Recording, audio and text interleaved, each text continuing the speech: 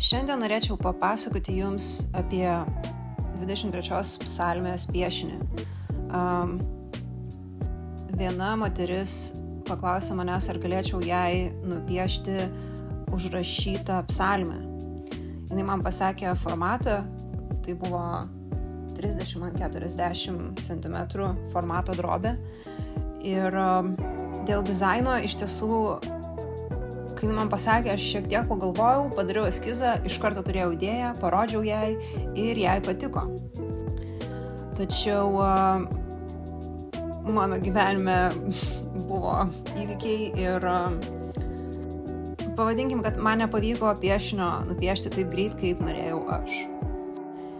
Ir prieš porą savaičių aš supratau, kad reikia nustatyti datą. Taigi susisiekiau su užsakove ir pasakiau, labas, kada galėtume susitikti, kad aš tau atiduočiau piešinį. Ir kai buvo tiksli data, kada mes susitinkam, man iš karto atsirado motyvacija tiesiog sėsti ir padaryti piešinį ir daugiau nebetempti. Taigi istorija tokia, kad čia matote mane piešiant užsakymą, kurį man buvo labai sudėtinga paruošti. Ir toliau įraše pamatysit dar įdomesnę dalį. Tai,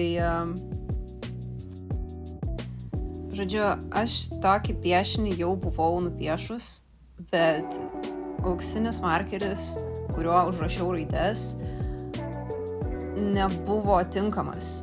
Nors buvo užrašyta, kad jis yra permanentinis, tačiau kai pabaigiau paveikslą ir kartą netyčia drėgna ranka paėmiau už paveikslą, nors jis jau stovėjo savaitę laiko, raidės išsimurzino. Dėl to aš paėmiau naują drobę, iš naujo nutapiau foną ir čia matote, kaip aš antrą kartą užrašinėju tą pačią psalmę.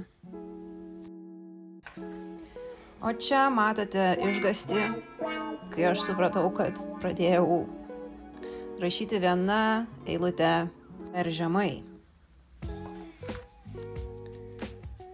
Žodžiu, susižymėjau visas eilutes pieštuku, kur kokią rašysiu, ir štai čia viršui, kur yra šitas taškas, aš turėjau virš jos rašyti, o ne po ją. Čia yra mano pirmasis darbas, kurį netyčia sugadinau, nes buvo netinkamas markeris.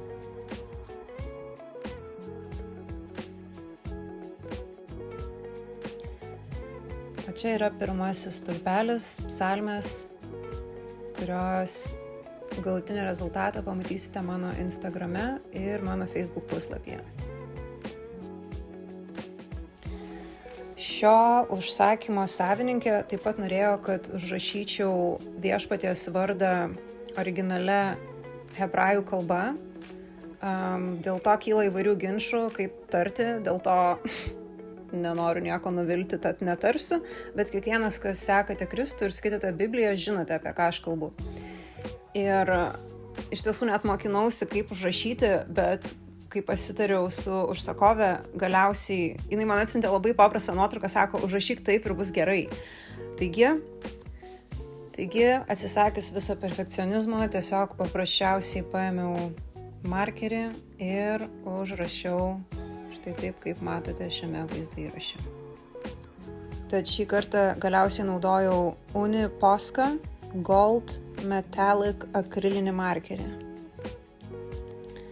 Ir tai buvo žymiai lengviau, tačiau aš negalėjau taip visai paprastai užrašyti ir, kaip matote įraše, pradėjau visgi dailinti, kad būtų šiek tiek panašiau į tą originalų hebrajų šriftą.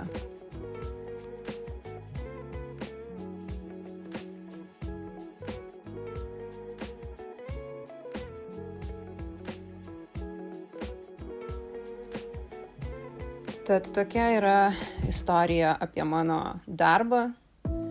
Tai yra pirmasis darbas po ilgos pertraukos, kuris yra parduodamas. Kreipkitės į mane, aš su malonumu nupiešiau darbą ir jums. Viso!